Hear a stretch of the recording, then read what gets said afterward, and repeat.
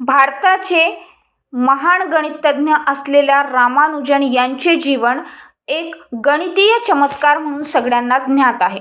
विद्यार्थी मित्रांनो, भारतीय गणितज्ञ रामानुजन यांची जयंती 22 डिसेंबर 1887ला झाली. 1887चा काळ म्हणजे ज्या काळात शिक्षणाची विशेष जनजागृती नव्हती, ज्या काळात लोकांना अंकांची ओळख नव्हती, अशा या काळात रामानुजन यांनी जवळपास 4000पेक्षा जास्त सूत्र आणि समीकरणं तयार केलीत. त्यांनी पाय, थीटा आणि इन्फिनिटी यासारख्या गणितीय टर्मचा त्यांनी शोध लावलेला आहे. सोबतच त्यांचं जीवन जे होतं ते प्रत्येक गोष्टीमध्ये गणितात एक पॉझिटिव्ह ॲप्रोच आणि सखोल संशोधन करणं हेच त्यांनी केलेलं आहे.